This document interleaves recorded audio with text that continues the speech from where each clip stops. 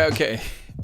I guess the name was a little bulky that I gave this session. It's about goals and about self-management and agility. So I hope you could guess that from the Beyond the Goal Glut and a new approach.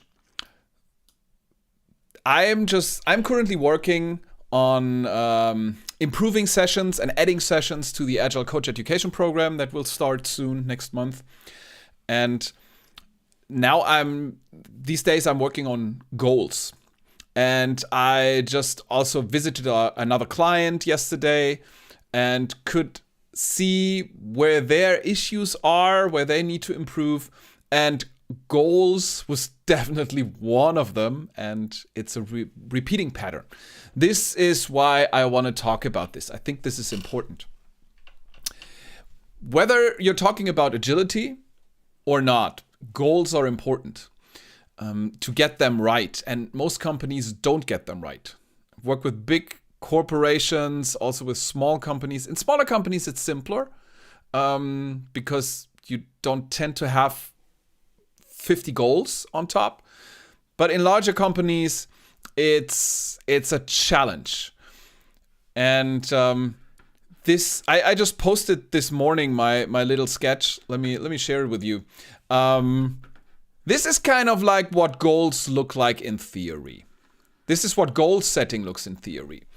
And it's a traditional approach, and it doesn't lend itself very well to agility, as we know. So this approach is, you don't have to read all the text, but it's basically you have a big goal on top, like the CEO or the management board. They come up with a big goal. This is the goal that the company pursues. An example is Tesla, like building a very convincing electric car to fulfill the mission of accelerating the transition of the world to sustainable energy. And their topmost goal is to provide the best car. It's a little more than that. I don't have the quote right now. So that's their top goal. And then the idea of most companies is that they have that, and then they break it down. Management breaks it down into partial goals. Here we go. Partial goals. You break it down into partial goals from that big top goal. And then product managers, team managers take that and break it down further so that at the bottom, the teams can work on a goal, on a sub-goal. And if they ever ask, they can trace that sub-goal back to the big, hairy, audacious goal up here, hopefully. That's the traditional management idea. And it has lots of problems.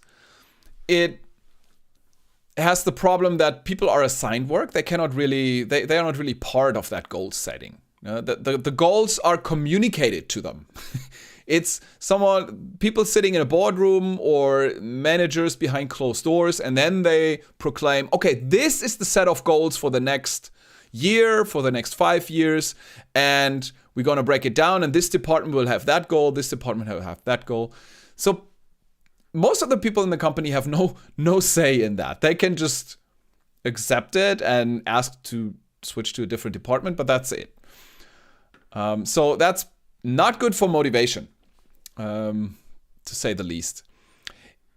What's also a problem here is it leads to local optimization. Like these two people here working on this partial goal, they don't actually care about the rest of this. They might not even know. In big corporations, this is actually what you see. They don't even know what the others are doing. We often say that the left hand is not doing knowing what the right hand is doing. And this leads to local optimization, which is not a good thing. Because you want global optimization. You want them to work together as a large company, as a large team, not just every team fighting for itself against the other teams. This is also when we have these resource fights. So, we need that person. No, we need that person. Sorry, I'm using the mouse pointer in the wrong way. These people here saying, we need that expert here, and this team, they say, we need them over here, and they are fighting over this. This fight can only be decided by moving up the hierarchy, the goal hierarchy and the management hierarchy. And finally, managers pretty high up in the hierarchy have to make a decision. No, you're going to get the expert for the next 3 months, and then you're going to get someone next year or something. These managers here, I'm using the wrong, sorry, I'm not pointing to it. I have 2 screens, and on one you don't see the mouse. So the managers here in the middle, they basically make all the decisions. They are overloaded with decision making. That's basically their whole job. Making decisions that people on that lower level cannot make themselves. Which leaves little time for actual leadership jobs like strategic thinking, like talking to customers, like coaching people, developing people within the company. So they make decisions. That's a big problem. And also, you need a lot of managers to ensure that alignment happens. You need managers that make sure that this department and this department, they are aligned on the common goal. You need people here to make sure that the teams are all aligned. That's a lot of managers you need. A lot of people and management. And it doesn't really add value. It's just to keep people aligned. And we need these managers also for the breakdown. We need people who break that down in a sensible way that fits the current structure of departments and teams, ideally. So that's the theory. And it has some good parts. I mean, we have a clear goal. It's clear and structured. The teams are focused. We have the illusion of control. It's like management thinks they can control everything. It's not really true. We will see in a second. Lots of jobs for managers. And alignment actually works if all the managers do their job. That's the theory. And here's the reality. This is what I see in companies over and over again. The nice theory aside, on the top level, we don't have one clear goal. A company like Tesla has that. Okay, they have that. They are what I would call a really agile company. Some call it a hyper agile company because they are so adaptable and so fast and so innovative. But most companies actually have multiple goals on top level. Some goals are clear, others are unclear. They are not really that well defined. And 3 is kind of like a nice case. I've seen companies that have 50 up there, 50 top level goals. And if you ask for priorities, good luck. You get different opinions depending on who you ask. So we usually don't have a clear goal on top, which is a problem in itself. So if we could solve that, it would already fix some of the issues. Then some of the because there are so many goals and no one really knows which one is the most important, some departments actually just do whatever they think they want to do and they wanted to do in the past. And they try to kind of hook it up to a goal, but if not, it might not have a top level goal. No one knows where this is coming from. Then it is handed down to teams. Again, handed down, it's assigned. And teams usually don't work on one topic. People especially. I see people jump around between 5, 6, 7 different projects. They are working here Monday, and Tuesdays they have a 2-hour session with that team, and Wednesdays they are here, Thursdays here. I don't know. It's crazy. And this seems to be the rule in many companies. That people are jumping frantically from one project to the other, completely ignoring how wasteful that is. That there's this switching overhead, the psychology of people, how people work. It's totally messing things up. And what I'm always told is, yeah, but there's no better way. We cannot do it. Yes, there is a better way. You just have to want to do this.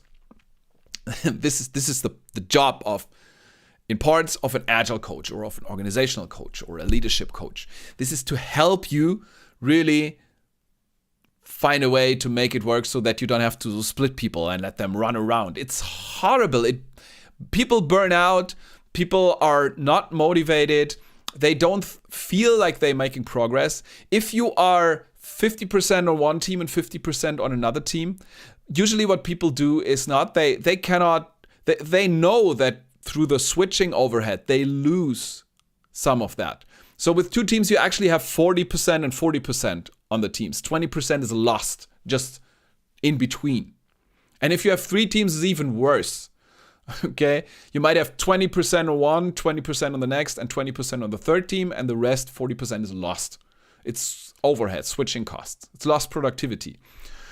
And people feel that. And to compensate for that, I've seen many people that they kind of want to do good work for all of the teams they are in, all of the projects. So they overcompensate. They try to do 40% here, 50% here, and 60% there. And then they end up doing 150% or something, which is crazy, which of course burns you out. And still by doing that, they still under-deliver compared to if they would just be on one project, one topic.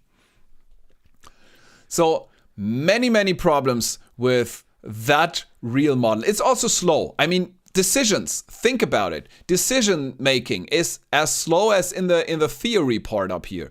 It's just, it has to bubble up. People up here have to decide. And if you cannot even have a clear trace to a top level goal, to a common goal that is common to the entire company, then it's hard to make a decision. In the end, it's basically a top level manager having to make a gut feeling based decision. Yeah, you're gonna get the resources, not you. And this keeps people up here busy with stuff they shouldn't be concerned with. And it makes decision making very slow. Decisions have to travel up and down the hierarchy again. You create bottlenecks here. These people are usually the experts, the split heads, create bottlenecks, artificial ones. It's not the people who are the bottleneck. It's the setup here that creates the bottleneck. It's hard to steer. It's hard to create alignment between these different non-aligned goals. So yeah, it's a mess. And it's a mess I've seen so many times that it seems to be the rule rather than the exception in companies. And now the question is, what can we do? How can we turn this into this? Or is this even the thing we want? Is there a better solution? And yes, there is. There is a better solution. And it has a few challenges. This is why so few companies only implement it. But let's first look at the solution. Simplicity rules. The thing is, of course, we need that clear common goal on top. That's where we have to start. That's Yeah, I cannot emphasize that enough. A clear common goal, and I'm surprised by how many companies don't have that. They either don't know what their real goal is, they don't have a bigger vision, they just operate. They are basically actually just managing the status quo. And then there are other companies who say, yeah, we have big goals. Look here, 50 of them, 100, 100. This is also not helpful. You have to have one clear, common goal. It's simple, but it's hard. And then you don't break the goals down. That's the big change. You see the arrow here? The arrow here goes down. Like managers break it down. The arrow here goes bottom up. These sub-goals are not defined by managers. They are defined by the people who do the work themselves. And I know that sounds crazy to some managers. To many, it sounds crazy. Like if everyone makes up their own goals, they will all run in different directions. We cannot get alignment. And we cannot even rely on people coming up with sensible goals. If we allow people to come up with their own goals, they will just set the bar very low so that it's easy to achieve. That's what I actually hear. These arguments is what I hear. And if you've listened to a few of my courses, if you've attended the Agile Coach Education program, you know what's coming, okay? You know what the solution is, or the first step you need to take on that journey. And that's also the challenge of that model. You need to accept that people are motivated. People will not set low goals for themselves if you allow them to do it. Teams will not set low goals. You can force them to do that, yeah, if you try to measure performance through that. But they will not do that in themselves. They will set aspirational goals, sometimes even too aspirational. You have to tone them down a little. But first of all, you have to trust people. You have to assume positive intent, API, in people. You have to assume that they want to do things. You have to understand what intrinsic motivation is, and that the Homo economicus as a model of how humans work is outdated. It's not a complete model. It doesn't work in itself. Parts of it work, but it's an incomplete picture. It's like using Newton to build spaceships. It doesn't work. You have to consider Einstein. You have to consider the modern science of human beings, of motivation, of psychology. And then you will understand, and that's a difficult hurdle for many managers, you can accept and understand that it's okay to let people and teams choose their own goals. You can trust them. But that trust is a big problem of that model, as I wrote here. You need to trust people. This is what we as Agile coaches have to build. The awareness of trust, and then we have to build that trust in a company, or help build that trust. You cannot build that from the outside. You have to help. You have to have practical hands-on techniques to build little pieces of trust and to help them to get there.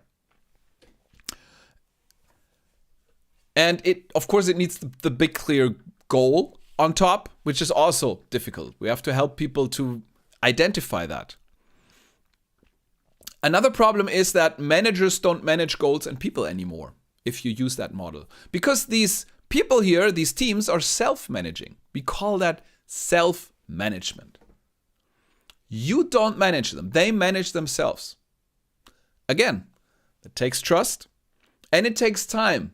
Because people who were managed top-down before will not immediately pick up self-management when you just say, oh, now you're self-managing. We called in an Agile coach, we called in Matthias, and now he says self-management, so go. From tomorrow on, you're self-managing. Doesn't work like that. Takes time, it takes certain techniques. I mean, this is why we Agile coaches do our job, if we do it right. We help them to be on that path to become self-managing. But it's natural for teams to be like that. And once they are self-managing, they come up with their own goals. But the problem is that managers now ask, so what's my job then? If I don't manage people, if I don't set goals for them, if I don't assign tasks, or if I don't assign milestones to departments, what's my job as a manager? Yeah. The job of the manager is, in my understanding, in what I see in companies, in the successful and in the less successful, is we don't need managers. We don't need that many managers. We need managers for many things, but not for managing goals and people. We need coaches for people. We need real leadership for people. Yes, we need that. And I'm okay. Yeah, we need product managers, but we don't need people who break down goals for others and then tell them what to do. We should trust in self-managing teams, in people to do that on their own. And it works if you do that. So management, the only manager, I wouldn't call that a manager. Management for me is managing the status quo. Like this is a leadership position. If you have a real leader here, then yes, you set the big vision, the mission, the big goal, and then you tell all your people, all your teams, go. And please tell me what you need. And then you provide them with what they need. If they see no obstacle, they will tell you and you give them what they need. You trust them. And like that works, for example, Joe Justice always tells the example of Tesla. Tesla has that big goal, building the best car, transitioning the world to sustainable energy.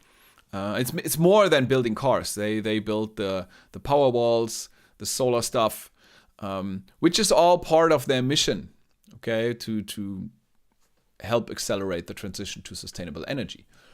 That's the big goal. Joe Justice calls that a 1,000-year goal. It's a goal that can last for a long time. That's not something you achieve in 5 years and then go on. It's more like a vision, a big vision, but one that you can ultimately achieve at a certain point in time. And then at Tesla, they have 3 key metrics below that. They basically have, how can we do that? So the 3 key metrics they have is, I think it's price. If you want to get more people to switch to electric cars, to more sustainable energy, you have to bring price down. Every penny counts. And for an electric car, you have to bring weight down because that increases range. That's important. And you have to decrease energy consumption because that also increases range.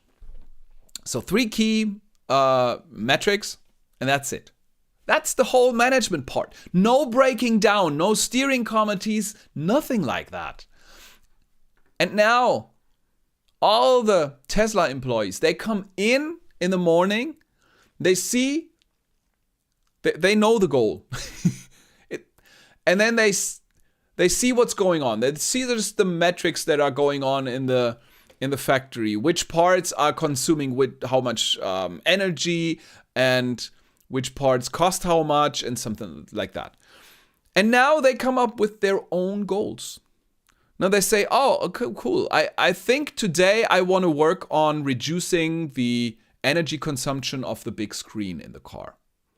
I want to bring that down by a milliwatt or something, because that increases range. It makes a meaningful contribution to our big goal. And then they do that. They set their goal. They find other people who do the same or who want to do the same. They assemble a team and they go there. Or they just go to where the displays are manufactured. And then they work there and do it. And the next day they come in, they either continue working on that or they have a new goal. They work on something else.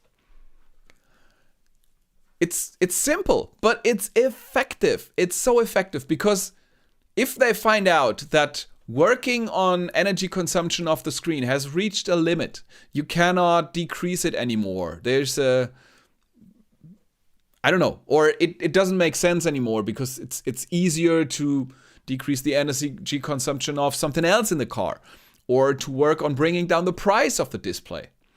Then they will switch to that. They will pivot. No need for having managers convene in a steering committee thinking, oh, is energy consumption still a goal for the display? Should we change our strategy? Oh, let's go on an offside and let's then decide. And this would be far too slow for a company like Tesla. So the employees do it on a daily basis. Now, the big question is, why don't all companies do this? Because, I mean, Tesla clearly shows that it's successful. It's not only successful at Tesla, it's successful at most of the Musk companies. Neuralink, I just saw someone controlling a computer, like a paralyzed person playing chess on a computer. It's amazing what they do there. Neuralink, it's in the medical, in the health industry, in the space industry. With SpaceX, they do that. They do it in the car industry with Tesla. So it seems to work, and other companies do it as well. There are other companies who work in a similar way, and they are successful. So why doesn't every other company in the world do this? I mean, they also copy the foosball tables or the or the colorful bikes from Google.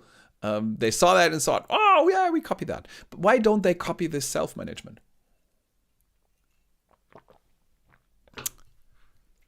And the reason I see why they don't copy it, and please comment and let me know if you have different opinions or different experiences. The reason is, or there are many reasons. First of all, you still need to come up with a clear goal. This is even more important than in the other model, in the theoretical hierarchical model. You need to come up with a clear goal. Many companies struggle with that. And you need to focus on one goal, not have split heads running all over the place and doing things in parallel. Yes, a company like Tesla does a lot in parallel, but they don't follow different goals that are disconnected. They have one common theme. And then people who work here, they work on one thing. They focus on it. They finish that thing with the display before they move on to another part. They are not reassigned or asked to jump between 3 different teams. No, they will work on one problem at a time, which is much better. If you think about psychology, if you think about flow state, if you think about so many things, it's so much better, so much more efficient and effective. So the problem with this is you still need that goal. You need to define it. And one of the biggest obstacles is you need to trust people. You need to actually change your view of your employees, of the human being in general. People are not lazy. If you don't set goals for other people and let them set their own goals, the assumption of many managers is that people are fundamentally trying to avoid work. They try to do as little as possible. But that's not true. It has been disproven over and over again. And I talked about the experiment you can do with your children if you want to. It's not harmful. It's just very interesting. And yeah, it's wrong on so many levels to assume that people are lazy. Nobody could do that. If I asked you to, the worst punishment I could give any person in the world is to put them on an island with a cocktail, sipping cocktail at the beach for the rest of their life. People would go crazy.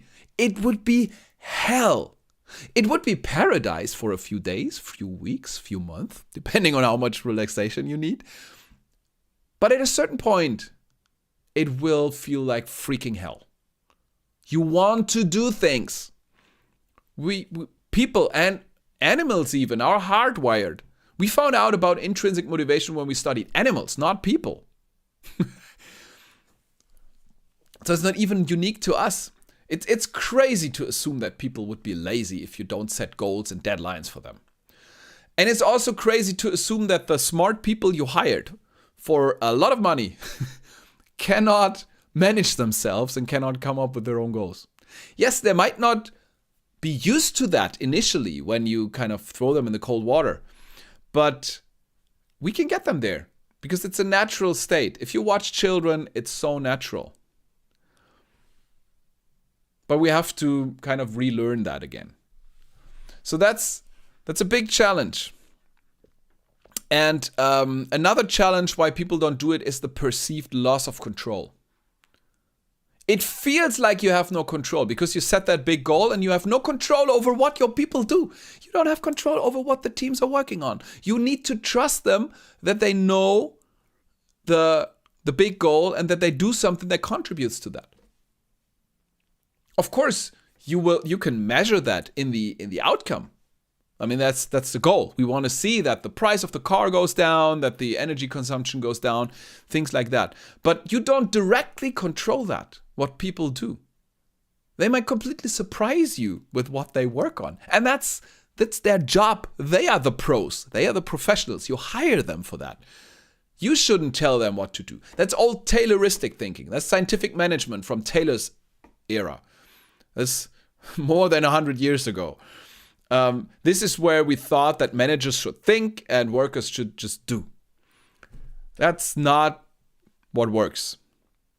It only works for hard physical labor. And most of the jobs are not that anymore today. So it feels like less control, but it's actually more control. Because in that other model, here, do you think managers actually have control? My understanding is no. There are completely autonomous things in the company that do their own thing and have no alignment with the company goals whatsoever. And managers cannot do anything about it. It's so hard to steer. And here, creating alignment is so easy. It's the common goal and it's also the common purpose. That's something maybe for another live stream. Might want to read the culture code for that. And then people can self-align. They will do that automatically. This is the magic that way back in the times when people were still believing in Taylorism and in scientific management.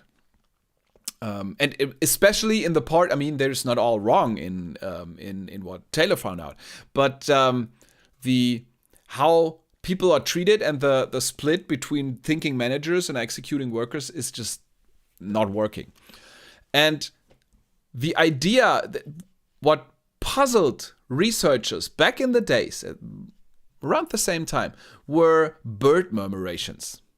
You know, bird murmurations, I don't know. I don't have to show you. When a flock of birds, especially in spring or in fall, when they come together to do their big journey, and then you see thousands of birds in that big flock, and it's mesmerizing. It's like a living human being. They have these elaborate shapes, or not a living human being, a living organism, a big one, and they produce these shapes, and researchers were wondering, who's the boss? How do they do that? There's clearly no CEO doing something. There's no CEO bird telling them, oh, now make that shape and now go into that shape. It would be far too slow to communicate that down the hierarchy to every bird. They would crash into each other. And this is actually what happens in companies. And they thought there must be a magical sense, kind of like a sense that we didn't find yet, where birds can kind of communicate with each other somehow, some magic thing. They just thought they haven't found it yet, and they have to look for it. And this is also what managers think. They think if we have that, we kind of need a magical sense. How could possibly the teams know what all the other teams are doing and communicate to align with them? How could that work? What's the magic behind that? And what researchers found out for the bird murmurations, for the flocks of birds and fish and all the animals that do that, is there's no magic involved. It's very simple. Simplicity is actually what makes it work. The complex behavior is an emergent behavior, an emergent phenomenon. It's not that somebody plans that. It looks like that to us, and we are fascinated. But nobody plans that. It's every bird just reacts. I would have to look up the paper. If you want to read it, then just send me a message, and I can look it up and send you the link. The birds just look after the 6 or 7 birds around them, next to them. They're their nearest neighbors. And then they have, I think it's 3 simple rules. It's just don't get too close to your neighbor. Keep a distance. If enough of your neighbors turn, you turn as well. It's simple. It's very simple. It's very simple rules, but it leads to this beautiful emerging behavior. And this is kind of like this works here. The teams don't have to go to every of the hundreds of teams in your company and align with them. That's not needed. We have the big goal that helps us align. This aligns us. We are all working towards that goal. And if we come in conflict, we talk. The teams just talk to each other. Okay? They know they are working on the same goal, so they can figure out something. At Tesla, if teams have like a common interface, they work on something together, they are close together, and they can walk over. They can just work together. If they find out that they have to change a big thing that includes both of their work, they collaborate and they do it together and create a new module. It's not that complicated, and there's no magic involved. The only magic that's involved that we need, and this is the big problem for many managers, is you need to trust people, you need to have a clear goal. And managers need to be comfortable with the feeling that they are not in control, but they are actually in more control. And they also need to be fine with doing less management and instead doing more valuable work, frankly, because management is just compensating for losses in such a big system. In a small team, you don't need a manager. If it's 2 or 3 people, you don't need a manager. Okay, they can communicate, and it's much more efficient. And in these larger things, we only need management to compensate for the loss of efficiency we have, and to keep it running, to work on alignment and breaking down goals. But here we don't need anyone to align people or to break down goals. We just need that clear goal, overarching common goal on top. And of course, we need people, leaders, who can provide the teams with the resources they need. The financing, for example, or that the factory is there, that they can actually, that they have the money to negotiate with the supplier. Like the teams themselves, they can negotiate with some supplier. They can order new parts if they need different parts. Why should a manager be involved in that? And it's so much faster to make decisions. It has so many advantages. And it's crazy that companies don't do that. But I understand what the problem is. And this is why as an Agile coach, I work on these problems here. The clear goals, building trust, helping managers understand their real role, and helping them become comfortable with the perceived feeling of lost control. This is a little bit like if you're skiing or surfing. You might know that point when you learned it, if you can remember, where you had to lose control so that it works. You kind of had to lean in and trust the whole thing. And this is how you gain control. If you try to be in control all the time, it's hard and you will probably hurt yourself. But you have to kind of relinquish a little control to actually feel how you're now in control, but in a different way. And it's actually much more control than you had before. This is the job, in my opinion, of agile coaches, especially when it comes to working with leaders and managers. And this is also what I teach in the Agile Coach Education Program. This is why this is so dear to my heart, because I don't see that a lot in the coaching I see in the wild out there. And I want to see more of that. I want you to be the awesome coaches, the awesome people who can help others to achieve that, to be high performing, to be very innovative, to be damn fast, to be very efficient company and just be very successful.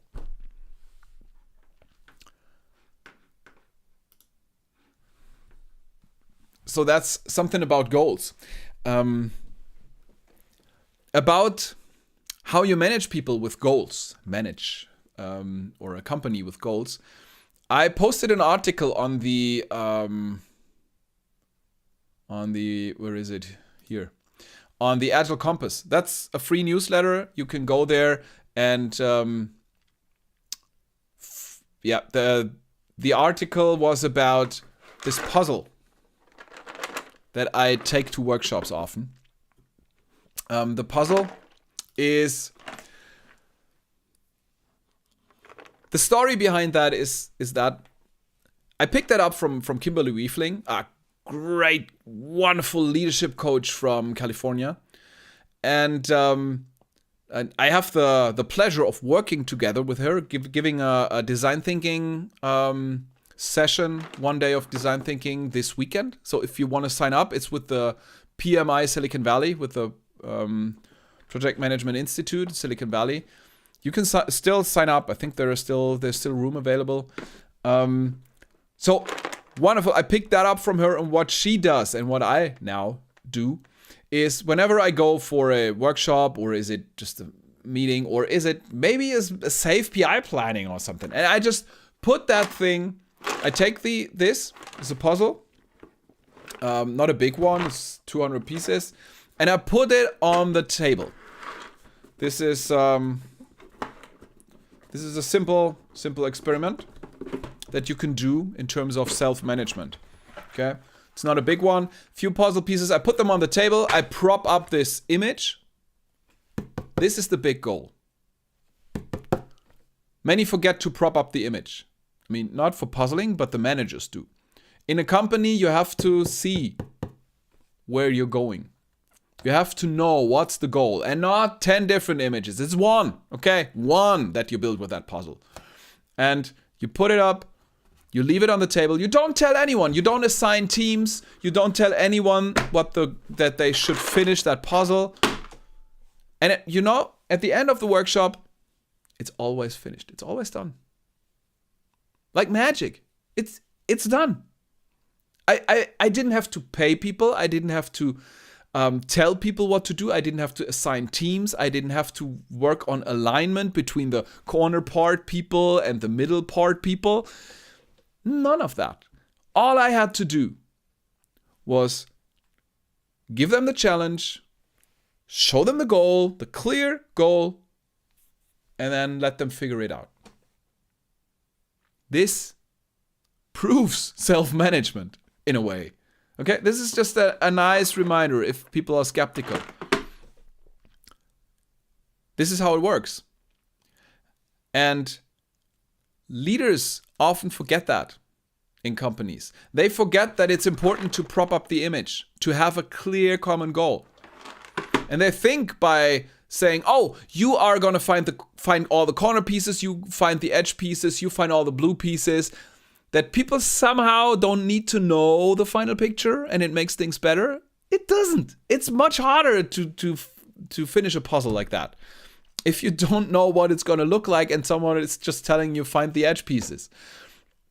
It's much harder, and it's harder to create alignment and to manage that thing. You don't need to do that. Be a good manager. If you're a manager, be a good manager and stop managing. Lead. Be a real leader and understand what that is. So this is also part of the Agile Coach Education Program. Becoming a real leader. And of course, it's all the techniques to help others become good leaders. And to help teams to work like self-managing teams, because there are also challenges involved. Teams often don't jump for joy if you tell them, hey, become self-managing. They are sometimes reluctant, and we have to know what's going on, the psychology behind that, why that happens, and how we can help people get there. So this is just so much work to do for all of us to make companies more successful and to make this world a better place with better products and with happier people, frankly, and with a healthier view of other human beings so that we can really respect them. We can assume positive intent in people. That's so important for successful companies, for a successful business, but I think it's also important beyond that for society. Although that's not what our clients pay us for. They pay us for the profit, and we can happily deliver it. But it takes some coaching time and some work. So if you're interested in the Agile Coach Education Program, in the ACE program, just you will find a link anywhere, maybe on LinkedIn, on my page. And we will start late April. So if you want to hop on board, you still can. And for all the others, I would urge you to just follow me if you like that, if you're not already doing this. And send me questions about leadership, self-management, about the goal setting. If you have questions or if you have different opinions, I'm especially interested in that. We should always challenge our own opinions, our own assumptions. Send me the questions, send comments, send me direct messages on LinkedIn. I'm happy to get them and to read them, reply to them. Yeah. Please do that. And I'm so happy for all the people that I can actually get into depth with all of that and all the hands-on techniques behind it, how to make it work in the ACE program. If you want to kind of boost to the next level and are ready to invest the time, then that would be great. Okay, with that leadership and goal setting lesson, actually, I'm going to leave you. Have a happy rest of the day, and let me know your thoughts. Goodbye.